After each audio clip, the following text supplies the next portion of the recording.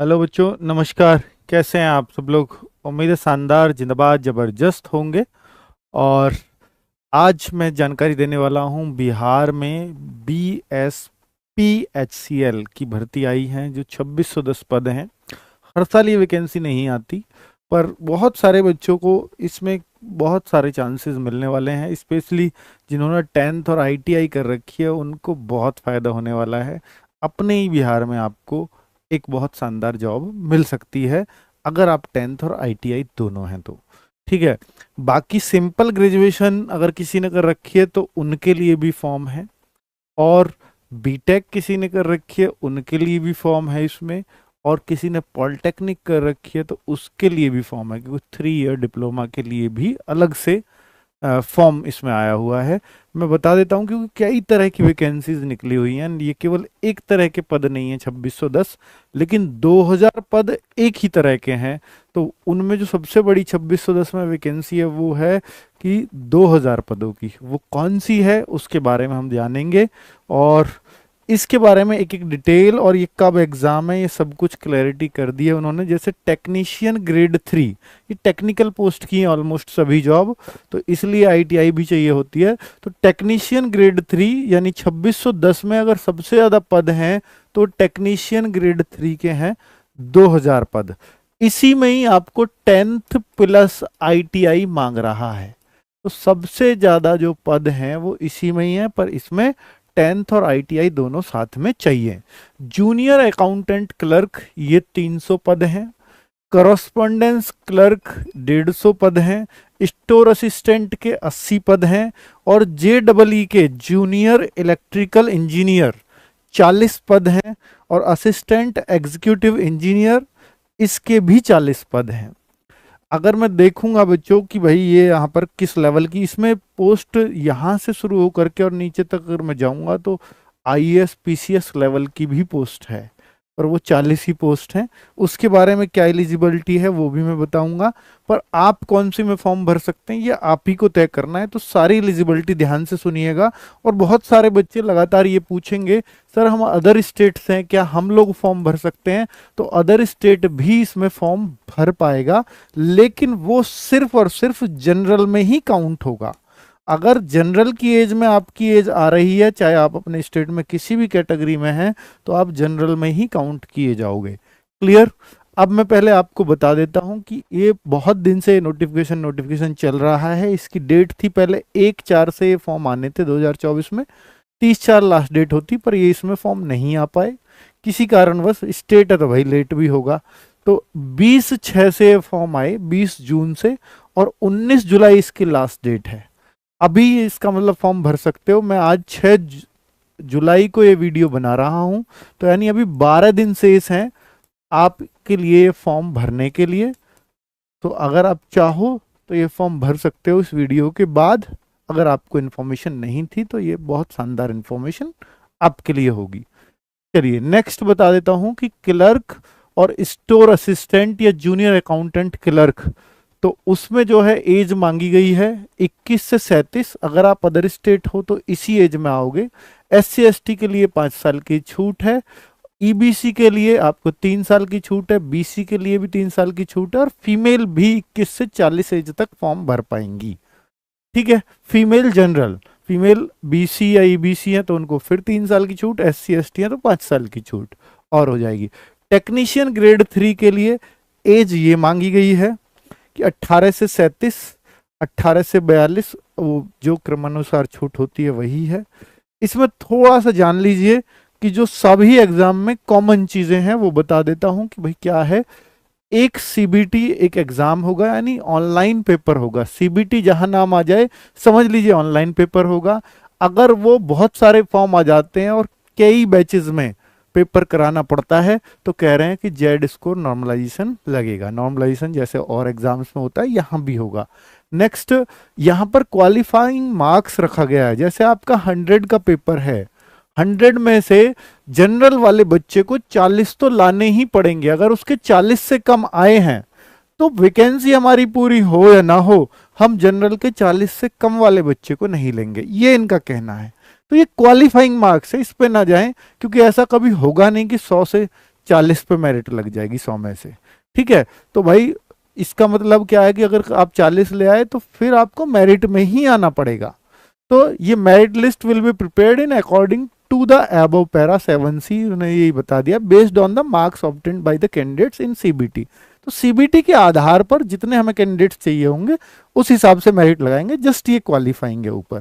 ठीक है, साथ में आगे कि कैंडिडेट्स को जो डॉक्यूमेंट वेरिफिकेशन, यानी सीबीटी के बाद सीधा देखिए, ना तो यहाँ कोई फिजिकल की कोई कंडीशन है, ना यहाँ कोई बहुत मेडिकल की कोई कंडीशन है, तो यहाँ सीधा सीधा हर बच्चा फॉर्म भर पाएगा, चाहे किसी की हाइट नहीं है, चाहे किसी का फिजिकल अच्छा नहीं है, चाहे किसी का मेडिकली फिट नहीं है, तो वो लोग भी बहुत आसानी से इसको क्लियर करके नौकरी पा सकते हैं। सीधा सीधा सिर्फ एग्जाम में, एग्जाम के बाद डॉक्यूमेंट वेरिफिकेशन में ये बोलते हैं कि डॉक्यूमेंट वेरिफिकेशन के लिए हम लोग आपको 1:1 में बुलाएंगे, 1:1।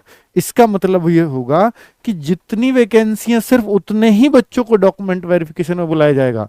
पर आप कहोगे सर मान लीजिए 2000 कहीं वैकेंसी है, 2000 बच्चे ही बुलाए, तो हो सकता है 200-400 का तो डॉक्यूमेंट्स ही पूरे ना हो, उसमें निकाल दिए जाएंगे, तो फिर वो वैकेंसी तो खाली चली जाएंगी, बिल्कुल चली जाएंगी। और ये कह रहे हैं कि फिर आगे हम निकाल लेंगे उन वैकेंसीज को, तो यहां हम ज्यादा बच्चे नहीं लेंगे। ठीक है, ये इनका कहना है। और आपको ये देखना है कि भाई कैसा आता है पेपर, तो कुछ क्वेश्चंस का डेमो पड़ा हुआ है कि ऑनलाइन पेपर कैसा होता है, वो डेमो इस वेबसाइट पे आपको मिल जाएगा। तो ये सारी बातें ये लिखी हुई थी जो मैंने आपको साधारण भाषा में बता दी हैं। आगे टेक्नीशियन ग्रेड 3 जिसकी सबसे ज्यादा वैकेंसीज है वो ये है, तो इसको मैं थोड़ा सा विस्तार से बताऊंगा क्योंकि इसी को आपको देखना चाहिए। अगर आप आईटीआई और 10th करे हुए हैं, 10th प्लस आईटीआई करे हुए हैं, तो वही इसमें फॉर्म भर पाएंगे। पद है 2000, और यहां पर बिहार में सरकारी नौकरियों में महिलाओं का आरक्षण होता है 35%। तो ये डब्ल्यू जो लिख रहा है ये वुमेन की वैकेंसी है, और जी फॉर जनरल, यानी वुमेन अगर इनमें भी अच्छा कर पाती हैं तो वो यहां भी आ सकती हैं। ठीक है, तो लेकिन वुमेन का 35% रिजर्व है, तो इसलिए फीमेल और मेल की कट ऑफ अलग अलग जाएगी। तो अब आप ये देख सकते हैं कितनी किसकी वैकेंसीज दी गई हैं इन 2000 में से। क्लियर। आगे अगर मैं बोलूं कि क्वालिफिकेशन और एलिजिबिलिटी इस पोस्ट के लिए, इन 2000 पोस्ट के लिए क्वालिफिकेशन और एलिजिबिलिटी में पहले ही बता चुका हूं कि मैट्रिकुलेशन और इट्स इक्विवेलेंट ये तो चाहिए ही चाहिए, यानी 10th तो चाहिए ही चाहिए। एंड मतलब प्लस, इसमें 2 साल का आईटीआई का सर्टिफिकेट इन इलेक्ट्रीशियन ट्रेड, ये एक स्पेसिफिक कर दिया है कि केवल इलेक्ट्रीशियन ट्रेड ही यहां पर मान्य होगा। तो ये आईटीआई ये भी नहीं है किसी ने मैकेनिकल से कर रखा है या किसी ने फिटर ट्रेड से कर रखा, वो सब नहीं चलेगा, इलेक्ट्रीशियन ट्रेड यहां चलेगा। ठीक है, आगे अगर बात कर लेते हैं कि एपियरिंग, अगर कोई आईटीआई कर रहा है या कोई 10th में, तो वो एपियरिंग कैंडिडेट माना जाएगा, वो एलिजिबल नहीं है, कंप्लीट होनी चाहिए उसकी। प्रोबेशन पीरियड 2 साल का होगा। ये प्रोबेशन पीरियड क्या होता है, किसी भी सरकारी नौकरी में पहले 2 साल प्रोबेशन पीरियड होते हैं, जिनको हम ट्रेनिंग पीरियड कह सकते हैं सिंपल भाषा में, कि अभी आप कच्चे में हो। हर सरकारी नौकरी में होता है ये। ठीक है, कोई निकाला नहीं जाता, पर ये होता हर किसी में। इन्होंने ये बोला कि पहले साल में हम आपको एक इंसेंटिव देंगे जो करीब 9200 रुपए ही होगा पहले साल। दूसरा साल जैसे ही शुरू होगा तो आपको आपकी एक्चुअल सैलरी मिलने लग जाएगी। तो एक्चुअल सैलरी, क्योंकि ये लेवल 4 की जॉब है, तो एक्चुअल सैलरी आप ये मान सकते हो कि 38 से 40 हजार रुपए इसमें सैलरी बन जाएगी दूसरे साल से। नौकरी पक्की है, सरकारी है, इसमें कोई शक नहीं है, बिहार गवर्नमेंट की है। अब इस एग्जाम में क्या क्या आएगा तो समझ लीजिए कि जनरल नॉलेज, हालांकि ये बिल्कुल ऐसे बांट के नहीं दे रखा, सिलेबस दिया हुआ है, कितने मार्क्स का क्या आएगा ये प्रीवियस ईयर के आधार पर ही मैं आपको बता रहा हूं कि जनरल नॉलेज 10th लेवल बोल रहा है, जनरल नॉलेज 10th लेवल की आएगी और 10 ही मार्क्स की। ठीक है, 10 मार्क्स उसने नहीं बोले, मैं बता रहा हूं ये। और रीजनिंग 10th लेवल की आएगी, वो भी 10 मार्क्स की। हिंदी भी 10th लेवल की आएगी, वो भी 10 मार्क्स की। और इंग्लिश भी 10th लेवल की आएगी। क्या क्या आएगा इंग्लिश में, synonym, antonym, one word, error, idiom और पैसेज कॉम्प्रिहेंशन, सिर्फ इतना 5 नंबर की। यानी आपको ग्रामेटिकल रूल नहीं आएंगे, वोकेबलरी दे दी है उसने सारी। आगे अगर कंप्यूटर की देखूं तो काफी लंबा चौड़ा सिलेबस है। 15 मार्क्स का कंप्यूटर यहाँ पूछा जाएगा। और ये चूंकि आईटीआई वाले बच्चों को लिए ले रहे हैं, इलेक्ट्रीशियन ट्रेड वाले के लिए, तो ये उनका स्पेशली आईटीआई वाला सिलेबस यहाँ दे रखा है 50 मार्क्स का, यानी बाग इस 50 में और 50 अपना सब्जेक्ट स्पेसिफिक। तो टोटल 100 मार्क्स का पेपर होगा। जो 100 में से ज्यादा स्कोर करेगा वो फाइनली इसमें सेलेक्ट हो जाएगा। आगे अगर बात करें करस्पॉन्डेंस क्लर्क और स्टोर असिस्टेंट के लिए क्या एलिजिबिलिटी है, वैसे तो ये वैकेंसी आपको बता ही चुका हूं ये कितनी कितनी है। करस्पॉन्डेंस क्लर्क में जो है 150 है, और इसका अगर मैं देखूं, हाँ ये 80 है। स्टोर असिस्टेंट में 80 पोस्ट हैं। आगे अगर देखते हैं इसमें क्वालिफिकेशन क्या चाहिए करस्पॉन्डेंस क्लर्क में और स्टोर असिस्टेंट में, तो ये कहते हैं केवल और केवल ग्रेजुएट होना चाहिए। किसी भी स्ट्रीम से ग्रेजुएट होगा चलेगा, ओनली ग्रेजुएशन। ठीक है, इसमें सब ग्रेजुएट लोग फॉर्म भर पाएंगे। ठीक है, इसका एज क्राइटेरिया मैं पहले ही बता चुका हूं। और ये लेवल 5 की जॉब है, यानी उससे भी बड़ी जॉब है। और इसकी सैलरी करीब करीब आप 50,000 के आसपास मान सकते हो। लेकिन इसने भी यही बताया है कि एक साल तो आपको सिर्फ 9200 रुपए ही मिलेगा, या थोड़ा बहुत और इंसेंटिव हो सकता है। बाकी दूसरे साल से आपको आपकी परफेक्ट सैलरी मिलनी शुरू हो जाएगी, क्योंकि 2 साल का ये भी प्रोबेशन पीरियड मानते हैं। इसमें भी सिलेबस दिया है जनरल नॉलेज, क्वांटिटिव एप्टीट्यूड यानी यहां मैथ्स आ जाता है, जनरल हिंदी, और आगे दिया है लॉजिकल रीजनिंग, 10th लेवल ही है सब कुछ, जनरल इंग्लिश 10th लेवल, और बेसिक कंप्यूटर। यानी यहां कोई आगे कोई ट्रेड टेस्ट वगैरह 50 नंबर का जैसे पिछले में था वो नहीं है, क्योंकि ये आम पेपर है, सिंपल ग्रेजुएशन इसमें योग्यता है। ठीक है, चलिए अब मैं जूनियर अकाउंटेंट क्लर्क की बात कर लेता हूं। ये 300 पोस्ट हैं, और यहां भी वुमेन और जनरल के लिए बांट दी गई हैं अलग अलग। तो यहां पर आप देखते हैं तो इसमें ग्रेजुएट इन कॉमर्स यानी बीकॉम आप होने चाहिए। बीकॉम अगर आप हैं, यानी ग्रेजुएट हैं कॉमर्स में, जिसको हमारे यहां तो बीकॉम बोलते हैं, तो भाई अगर आप हैं तो ये फॉर्म भर पाएंगे। Appearing not eligible. ठीक है, ये जो अपियरिंग या फाइनल ईयर में है, अभी रिजल्ट नहीं आया, वो इसमें एलिजिबल नहीं माने जाएंगे।